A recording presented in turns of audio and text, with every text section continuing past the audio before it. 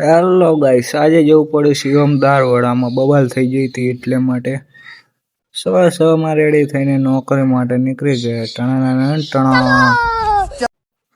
નોકરી જેને કરી નાખી પીસીને ટાણે પછી કામ હતું નહીં એટલે પાછા નવરા બેઠા પગાર લઈને પીસી કરી નાખ્યું બંધ. અને આજે ઘરે જવામાં બેઠા 5:30 થઈ ગયા હતા. ટાઈમની ખબર રહી નથી.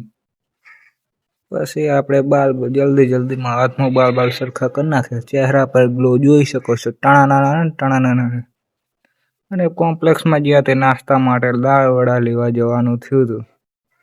એટલે દાળ વડા લેવા ગયા હતા શિવમમાં. બાજવાનું કંઈ થયું નહોતું.